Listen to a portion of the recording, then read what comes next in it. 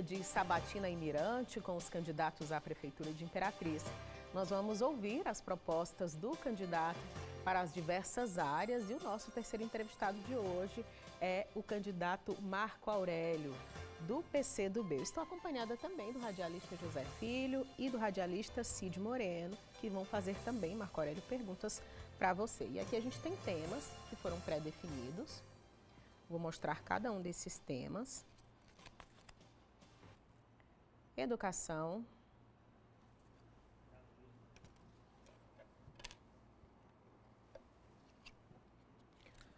Proteção social.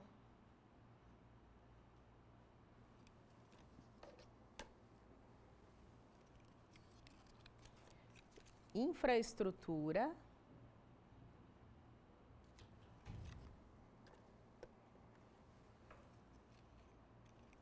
Meio ambiente.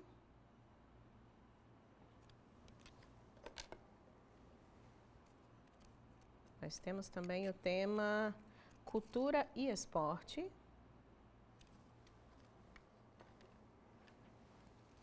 Peguei dois de uma vez, mas eu vou ler de um por um e colocar lá. Nós teremos também, candidato, um tema livre com perguntas abertas.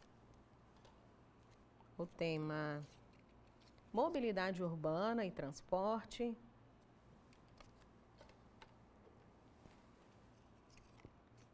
O tema saúde.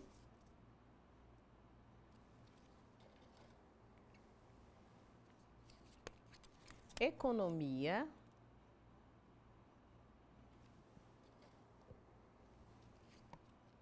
Saneamento básico. E por último, mais um tema, segurança. E aqui eu vou pegar um tema para a gente começar.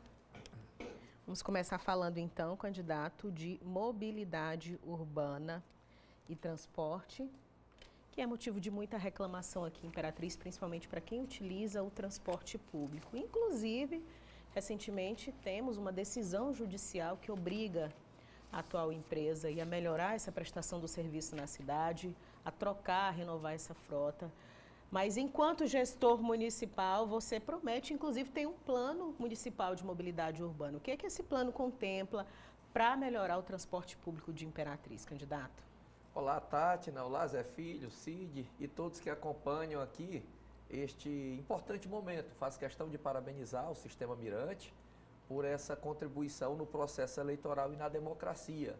É importante que a sociedade acompanhe, até porque são 4 anos e quando a sociedade define por uma eleição de um prefeito ou prefeita, são muitos poderes que são concentrados nas mãos dessa pessoa.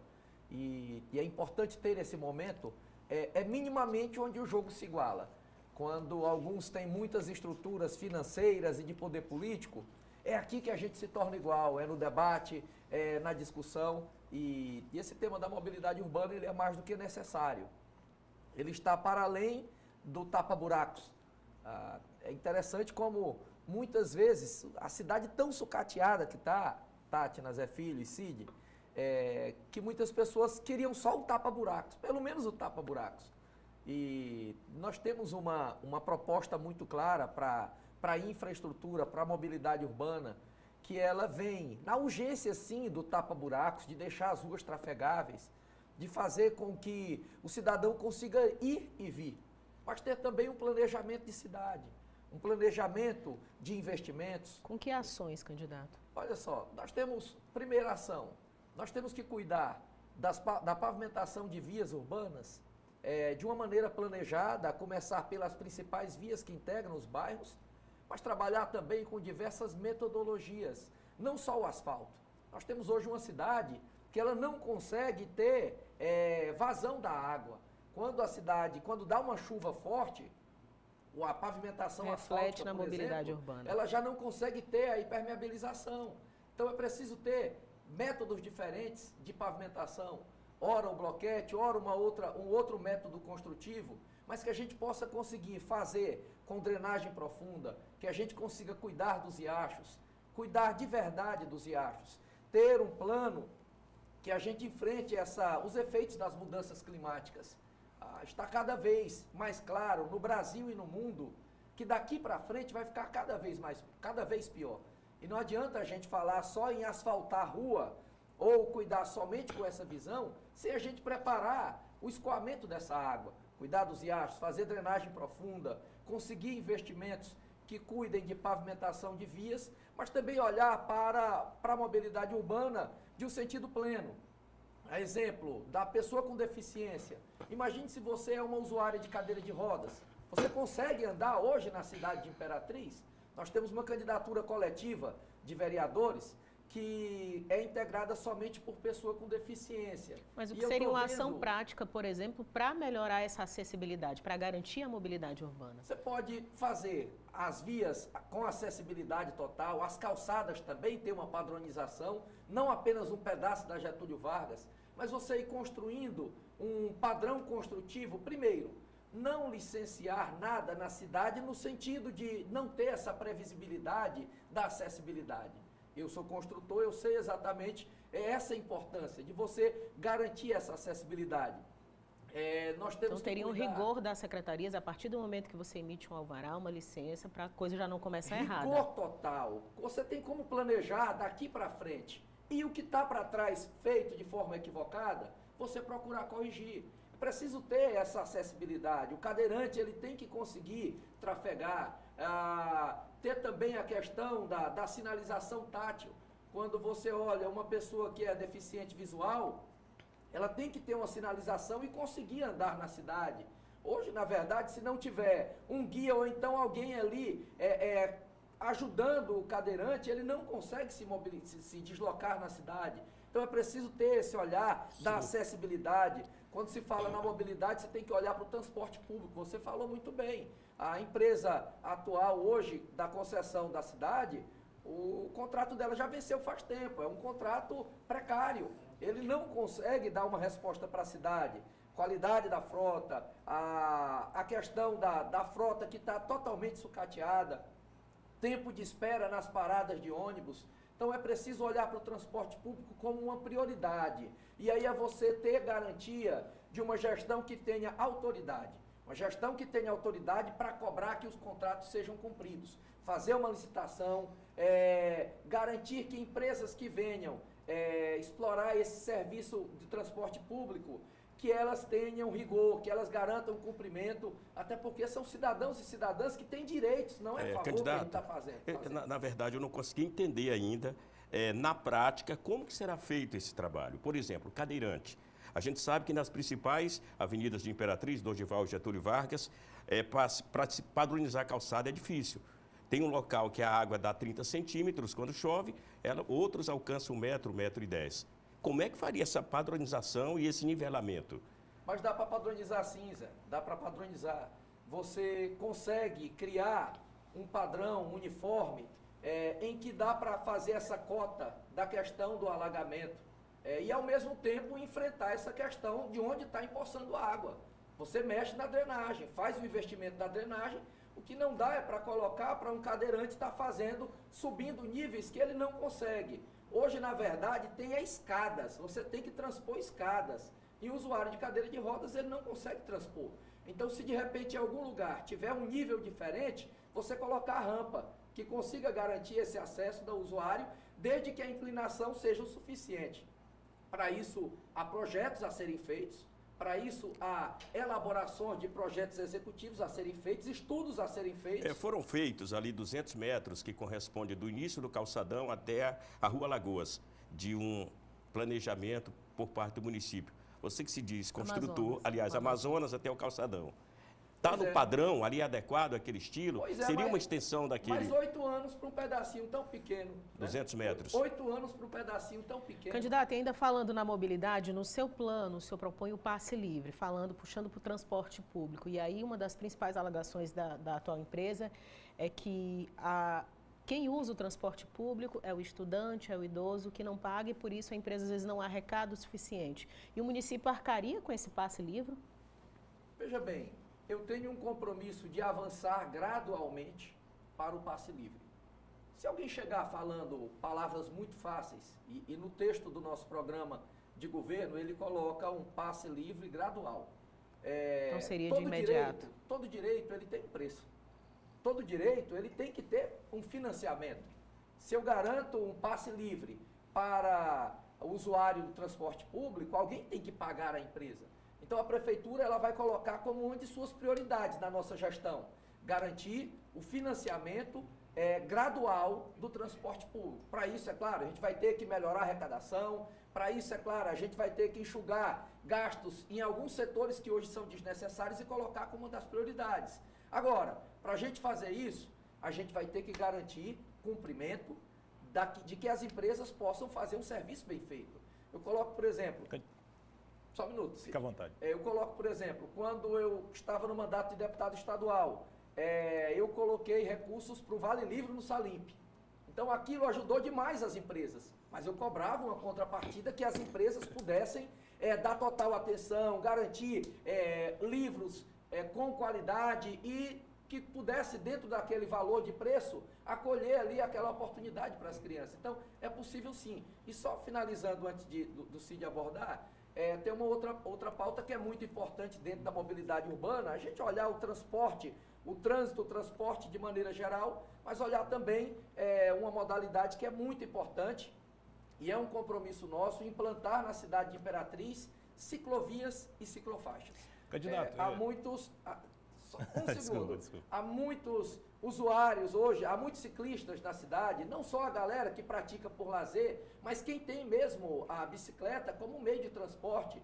E é preciso a gente garantir essa circulação com segurança, por isso é um compromisso nosso fazer ciclovias e ciclofaixas na cidade. Candidato, se você me permite, eu gostaria de voltar na questão das calçadas, que é um problema antigo de mobilidade urbana aqui na cidade de Imperatriz e que a população anseia muito para que isso seja resolvido. Até mesmo oportunidade, talvez você não tenha falado na pergunta anterior, mas como que você resolveria isso, de fato, para que esse problema seja sanado de vez? Cid, é um processo.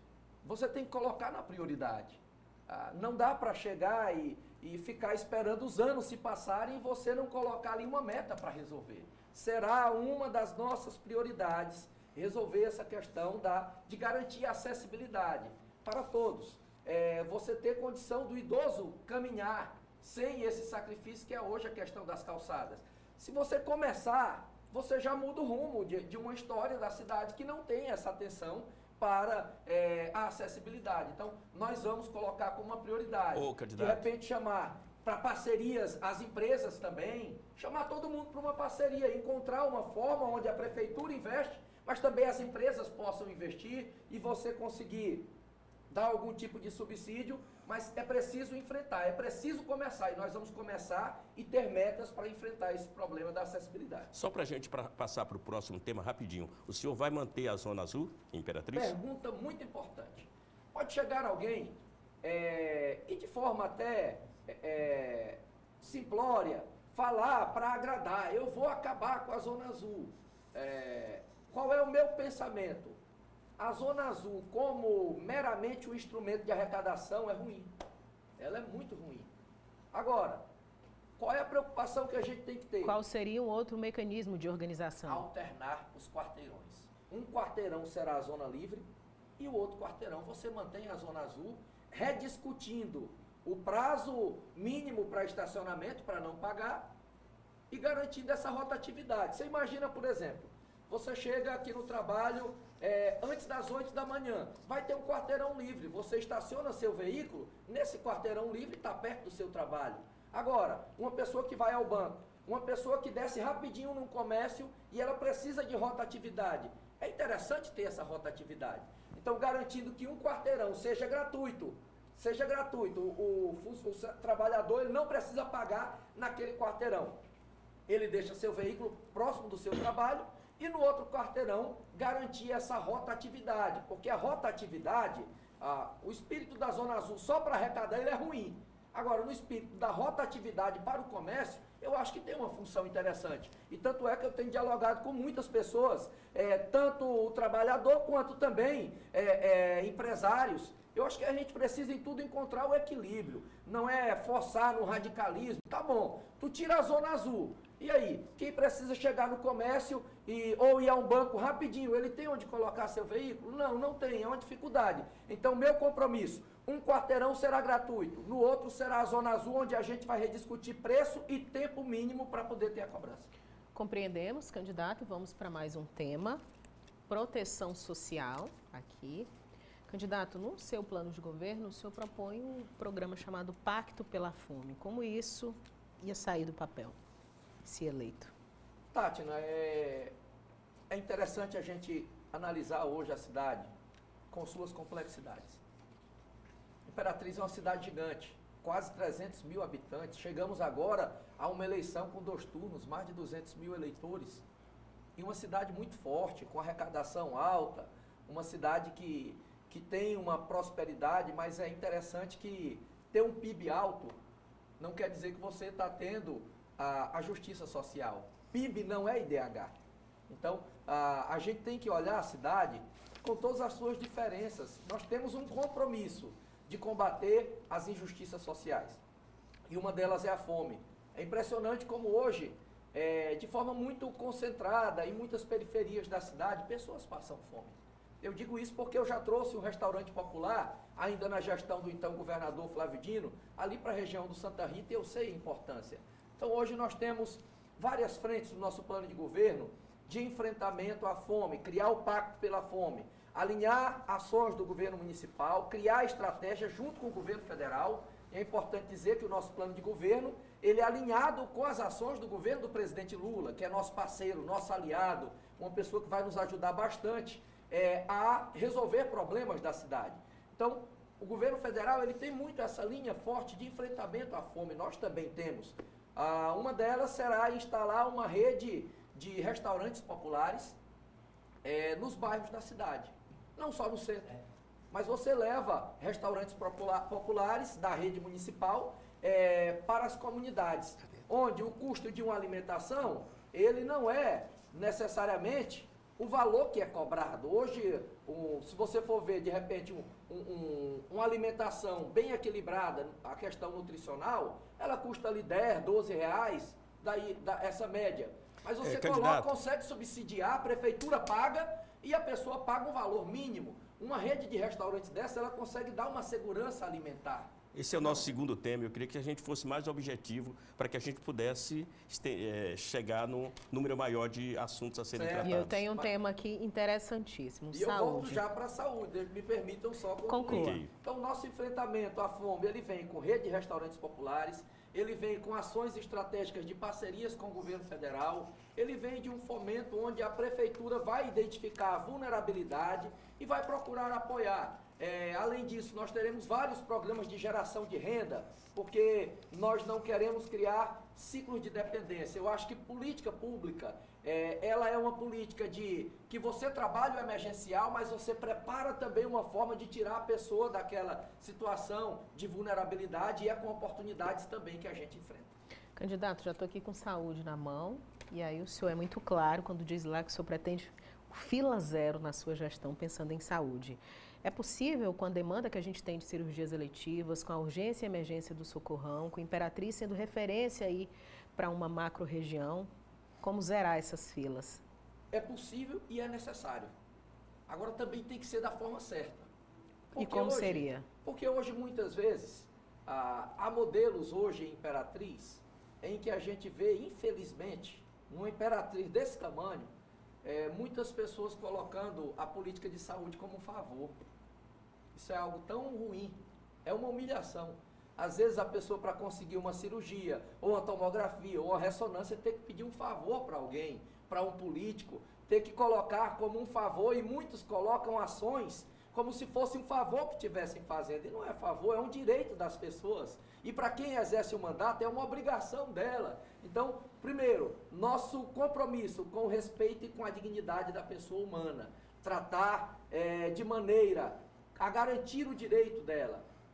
Quando a gente fala, por exemplo, de filas de cirurgias, nós temos que trabalhar a rede da saúde de uma maneira bem ampla, a descentralizar, a você garantir a atenção primária lá nos postos de saúde, ampliar equipes de saúde da família, garantir a atenção lá no posto de saúde mesmo, que tenha remédio, que tenha atendimento, para que você segure muitas dessas demandas que vão hoje para o socorrão e engasgam aquele hospital, para que muitas delas já sejam atendidas lá. E aí sim, quando for para o socorrão, você ter resolutividade, ampliar as especialidades, garantir um atendimento digno, humano, e é possível sim ter essas filas zeradas. O governo federal, nenhuma dessas pactuações, Tátila, ela traz uma oneração exclusiva para o município. São programas que você consegue pactuar e tem financiamento do Ministério da Saúde. Então é preciso ter uma equipe organizada, uma equipe focada, que consiga credenciar serviços, que consiga organizar a sua série histórica para receber esse recurso.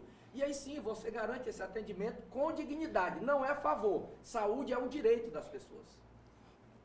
Candidato, aí no seu caso, então, zeraria fila para consulta, para exames, para cirurgias, seriam zerados. Mas a gente vê que o grande problema hoje na gestão, principalmente na área de saúde, chama-se o lado financeiro. Tanto é que o débito aí com fornecedores se aproxima a 70 milhões. Como fazer essa mágica de implantar essa fila zero, né? Com essa situação, ou seja, a saúde na UTI? Ao que parece, é uma crise na saúde de Imperatriz, né? Há uma crise na saúde e entendo que Imperatriz é uma cidade polo. Mas, por exemplo, quando Imperatriz recebe um paciente de fora, não é de graça. A pactuação que é feita, ela já traz os recursos para a cidade com esses atendimentos. Então, a cidade ela tem que se preparar para isso. Nós temos que ter uma política de saúde onde não se isole a cidade. Por exemplo, o governo do estado vai inaugurar esse novo hospital, aqui na Pedro Neiva, do lado do macro regional, o Hospital Metropolitano da região Tocantina. O novo prefeito, ele tem que dialogar com o governo do estado, dialogar uma pactuação, Deixa eu te fazer só uma intervenção pensando nessa pactuação. Às vezes você recebe um paciente que o município, nessa pactuação de outra cidade, ele manda um recurso de 25, 30, 50 reais e ele faz uma cirurgia de emergência e de urgência que custa 5 mil reais. Isso não desequilibra o serviço de saúde? Não teria que rever essa pactuação? Pode desequilibrar, mas o SUS, ele traz esse direito e é importante. O SUS é fantástico. Agora, existem duas situações. Primeiro, hoje, se você trabalhar o valor per capita por atendimento do Maranhão... Mas para garantir o direito, a gente precisa do recurso. Precisa do recurso e precisa de liderança. É onde eu me orgulho de ter a parceria com o governo do presidente Lula. Hoje, por exemplo, se você tem caminhos aqui em Imperatriz que podem isolar a cidade, num aspecto ideológico.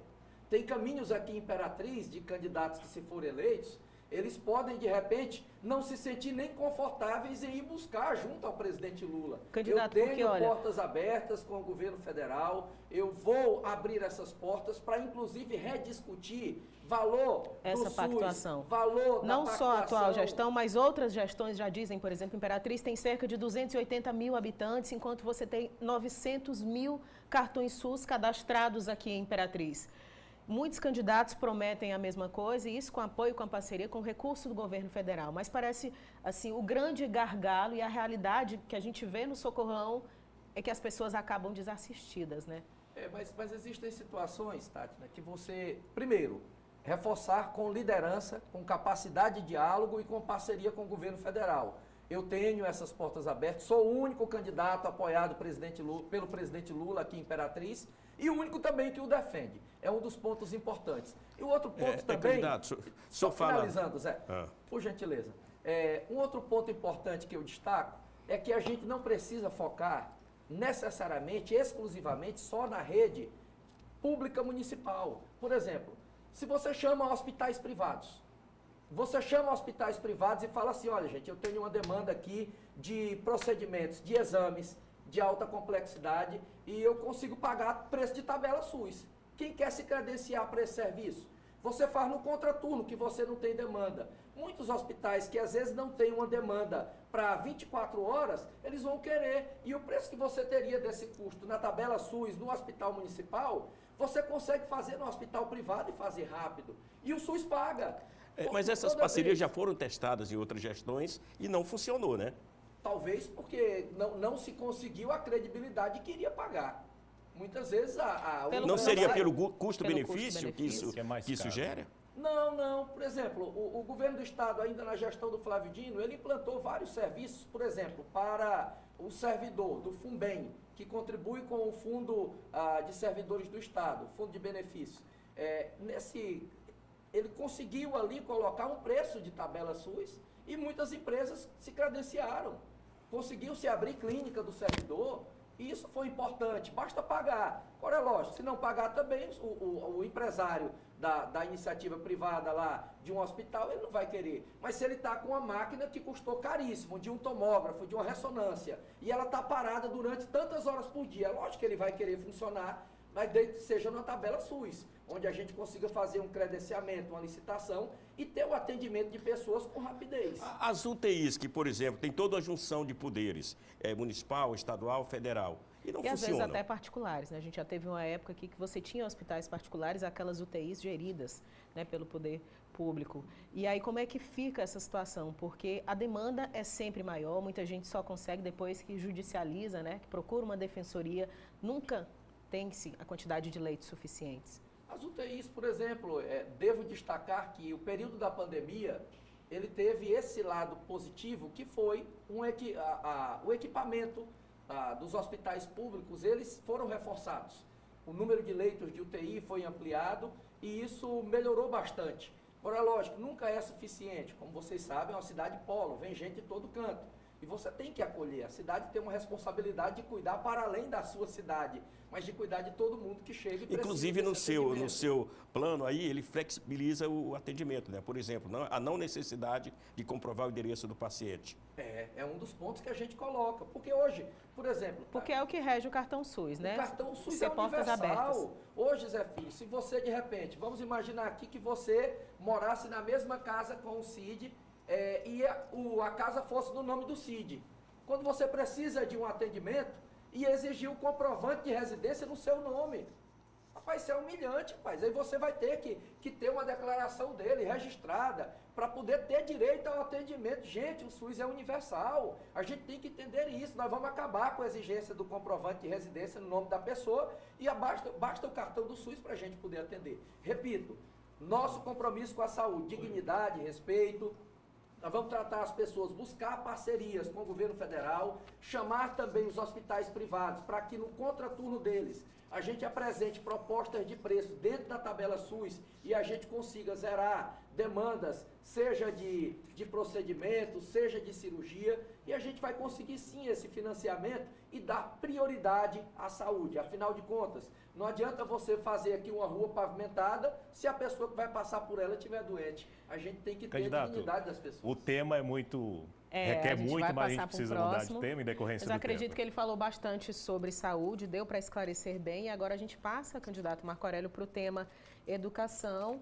Como a maioria dos candidatos, é uma proposta que está aí em quase todo o plano, que é a creche e a escola de tempo integral. A gente já sabe que esse modelo funciona, temos essas escolas aqui em Imperatriz, mas em um número pequeno, né, de 130 escolas, apenas 9 de tempo integral. E o senhor tem essa proposta também, mas a que prazo? É possível no curto prazo? É possível sim, até porque, Tátina, o governo do presidente Lula, ele tem incentivado a criação das escolas de tempo integral. Porque, na verdade, antes, muitos gestores acabavam não indo para esse caminho, porque imagina só, se você tem 300 alunos, 150 de manhã e 150 à tarde, se aquela escola se torna em tempo integral, você só vai poder ter 150, se ela só cabia 150 em cada turno, ela vai ter 150 o dia todo. Você tem que ter um outro prédio para colocar aquelas outras crianças que estavam no outro turno. O governo do presidente Lula, ele incentiva a implantação de escolas em tempo integral. E eu acredito muito nesse modelo. Eu estive em Sobral, fui recebido pelo prefeito, pela gestão da Secretaria Municipal de Educação. Lá é um modelo muito exitoso. O que é que eu não acredito hoje? É você ter investimentos crescentes na educação, dinheiro que teve nos últimos anos, só de Fundef foram mais de 100 milhões, não pagaram os professores que eram direito, e aí você teve investimento em infraestrutura sem melhorar a qualidade do IDEB. Para mim, é importante um prédio digno? É importante um prédio bom, confortável, climatizado. Mas investir na formação. Tem que ter ali o tripé, avaliação, formação de professor, trazer o aluno para uma metodologia com foco para você melhorar o IDEB. IDEB alto é qualidade, IDEB alto é aluno preparado para ele entrar no ensino médio com força. O filho do povo, ele tem que estar numa escola que tenha as mesmas condições do que quem tem dinheiro para pagar numa escola particular. Candidato, é nisso que eu acredito, eu vivo a educação, a minha vice, a Vânia, também é educadora, nós vamos transformar a educação de Imperatriz. Compreendido, candidato. Uma novidade é o programa Bolsa Escola Imperatriz. A gente quer saber quem vai ser atendido e como vai funcionar. Cid, esse programa, inclusive no governo do Flávio Dino, ele implantou e deu um resultado muito importante. Você garantir uma parcela a mais do Bolsa Família que seja paga exclusivamente para comprar material escolar. É um investimento social. Alguém pode falar, poxa, é caro. Isso não é um gasto, isso é um investimento. Porque seria uma vez ao ano. Uma vez ao ano. Como se fosse, tem as 12 parcelas do Bolsa Família, como se fosse um 13º. Mas exclusivamente para comprar material escolar. Isso tem um alcance tão importante. Primeiro, a criança garantir ali a comprar o seu material escolar, a mãe garantir que vai comprar tudo o que precisa. Isso fortalece tanto o comércio. Isso garante um aquecimento da economia, as empresas se credenciam para poder vender o material. Isso é fantástico, é algo que faz o dinheiro circular. E de onde é que vem o dinheiro? É você priorizar. Candidato, rapidinho para a gente partir para outro tema. Um outro candidato, numa entrevista anterior, afirmou de que a educação está sucateada. O senhor que é especialista no assunto, está sucateada a educação aqui em Imperatriz? A rede municipal, do que diz respeito à estrutura física, deu uma melhorada substancial. Eu reconheço. Não vou chegar, eu não sou o profeta do caos. E tinha que melhorar mesmo, porque só de dinheiro a mais foram mais de 100 milhões de reais. Foram 300 milhões. Mais de 100 milhões de reais. Era um valor bem maior, fez um acordo e através desse acordo garantiu mais de 100 milhões de reais. 60%. O dinheiro que era para pagar os professores acabou se eleito, o senhor se compromete no repasse do Fundef, dos precatórios com a classe da educação. O Fundef, né? É um compromisso que a gente tem de dialogar. Agora, eu não vou também falar aqui da boca para fora, porque o dinheiro que tinha ele gastou. O dinheiro que tinha o prefeito gastou. Então, se eu chegar e falar aqui da boca para fora, vou pagar sem ter de onde pagar, é ruim. O que eu garanto é o diálogo. Eu já tive em federação de professores, já tive dialogando e me comprometi ao diálogo e a gente tentar buscar caminhos. Em 2020, quando eu fui candidato, e perdi por 1.401 votos, ficamos em segundo lugar, ainda naquele momento, tanto o Tribunal de Contas do Estado, como alguns órgãos de controle, não haviam autorizado o pagamento dos professores. Qual era o meu compromisso? Gastar só no limite do que a prefeitura pudesse de investimentos e deixar o do professor reservado enquanto vinham as decisões que autorizassem. As decisões vieram, o prefeito gastou. Obrigado, então, candidato. certo é que nós vamos focar. A rede de estrutura das escolas melhorou. Muitas delas melhoraram, tiveram investimentos importantes. Também teve dinheiro para isso. Agora, nós precisamos melhorar a qualidade. O que é que eu não aceito, Zé? Nós temos os melhores alunos, nós temos os melhores professores, nós temos pais que querem o melhor para os seus filhos e a educação de Imperatriz da rede municipal está mediana. Eu quero uma educação com as melhores notas. Vamos para mais um tema, candidato. E agora a gente fala de infraestrutura. E é um tema que o senhor até começou a abordar quando a gente falava aí de mobilidade urbana. E do seu plano de governo está lá a Rua Digna. O senhor ia manter essas operações tapa-buracos, intensificar para garantir essa Rua Digna? Como é que vai funcionar? Esse programa do Rua Digna, ele foi até implementado pelo governo do Flávio Dino e eu ajudei à época, inclusive, a aprovar o programa na Assembleia Legislativa e ele tem um formato muito interessante. Nós queremos construir um governo participativo. Um governo que chega e toma as decisões sem ouvir as pessoas é ruim. Nem sempre ele acerta. Então, ouvir as pessoas, chamar as associações de moradores, chamar para parcerias, Então, o programa Rua Digna, ele visa, o Minha Rua Digna, ele vai visar chamar parcerias com entidades, com o terceiro setor, com associações de moradores, a gente definir as prioridades e, em conjunto, a gente fazer a execução dessas vias. Quando você ouve, você traz a participação das pessoas, a gente acerta mais. Candidato, mas a curto prazo, pelo menos para transformar e melhorar a trafegabilidade na cidade, a gente tem uma reclamação constante da infraestrutura em ruas, avenidas principais que interligam aí bairros importantes. É possível, num primeiro semestre, por exemplo, o senhor conseguir dar uma nova cara para a cidade quanto à infraestrutura? Tátila, nós temos o planejamento de curtíssimo prazo e ele vai depender do recurso que fica, mas eu sei que vai ficar um déficit, é um prejuízo enorme para a cidade ter que recuperar, mas o primeiro passo para sair do buraco é parar de cavar. Nós vamos parar de cavar. Agora nós temos parceiros no governo federal, nós temos parceria com o governo do presidente Lula, temos também deputados, senadores que nos apoiam e esse apoio deles será fundamental. Enquanto a gente cuida do emergencial, que é deixar a cidade trafegável, nós vamos montar uma equipe especializada em captação de recursos, especializada em projetos estruturantes, para a gente aprovar. Porque existe uma coisa, a liderança, Imperatriz hoje, ela tem prefeito. Mas a gente precisa mais do que um prefeito, a gente precisa de um líder. Um líder com influência, com capacidade de abrir portas, mas você só vai fazer uma tratativa política sobre um projeto se tiver um projeto feito. Nós vamos ter uma equipe especializada em elaboração de projetos estruturantes e Candidato, a nossa tratativa política vai ser no sentido de destravar a falando-se em equipe, eu acredito que há necessidade também de se montar uma equipe que faça um melhor trabalho nas ruas de Imperatriz. Por exemplo, os tapa-buracos que ocorrem na cidade. Fazem um trabalho com 30 dias, os buracos são os mesmos. A qualidade do trabalho. A qualidade é ruim. É. O que precisa ser feito para se melhorar esse trabalho e evitar tantos buracos nas vias públicas? A malha asfáltica de Imperatriz, ela, em muitas vezes, já não dá mais para você recuperar. Então, em algumas situações, trechos que o asfalto já não resiste mais, você tem que mudar mesmo, você tem que arrancar total, igual foi feito ali na BR. Bota aquela máquina que arranca o asfalto todo e implanta outro. É mais caro, só que vai durar, que é chamado de fresagem. Você arranca todo aquele asfalto e implanta outro. Não é só tapa buracos, mas você de fato colocar um asfalto novo. Ou se não, onde de repente, mas o lençol freático é muito alto, vai toda hora estar rachando o asfalto. Então vai para outro método construtivo, vai para pavimentação por blocos.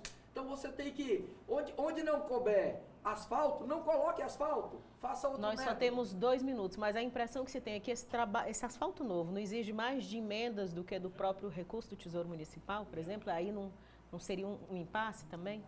Tátila, quando o governo municipal ele quis fazer, ele fez. Por exemplo, em 2019, que foi o ano em que o prefeito, a véspera da eleição, em que ele ganhou de mim, naquele momento ele teve um investimento de 27 milhões em pavimentação asfáltica e recuperação de ruas no ano de 2019.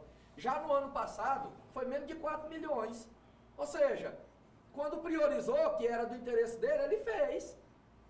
É só priorizar. Você prioriza, você busca parcerias. Então não dá para a gente ignorar algo que é latente para a cidade. Nós vamos priorizar a infraestrutura. Candidato, agora o senhor tem 1 minuto para fazer as suas considerações finais. Se dirija ao internauta, ao eleitor. Eu quero agradecer essa oportunidade. Eu sou Marco Aurélio, tenho 45 anos, sou professor. Moro e vivo nessa cidade há quase 30 anos, a cidade que me deu todas as oportunidades. Tenho ao meu lado a companheira Vânia, professora, ela que vem do movimento social, uma pessoa de luta, e juntos a gente tem a melhor proposta. Eu peço que você participe, que discuta, que procure definir os rumos da cidade, porque senão quem compra voto vai acabar continuando definindo. E eu acho que a cidade merece algo melhor. Se alguém quiser comprar o voto, entenda a intenção dessa pessoa, não é uma intenção boa. Eu quero construir um projeto sólido, já lutei muito, ajudei a trazer uma nova universidade para a cidade, que foi a UEMASul, e a gente tem um trabalho prestado para essa cidade, mas o melhor a gente vai poder fazer nesse momento. Eu sou o prefeito certo, na hora certa, tenho a parceria com o presidente Lula, sozinho ninguém consegue reconstruir Imperatriz, e junto com o presidente Lula, com a Vânia e com você, eu tenho certeza que a gente vai conseguir reconstruir essa cidade e renovar a esperança do povo. Obrigada, candidato Marco Aurélio, pela sua participação nesse momento tão importante para a democracia. Eu agradeço também aos meus colegas, o radialista Cid Moreno, e a você também, José Filho. E o nosso próximo entrevistado será o candidato Nilson Takashi, do Partido Novo, que apresenta suas propostas para a Prefeitura de Imperatriz. Obrigada pela sua audiência e eu continuo contando com você, internauta.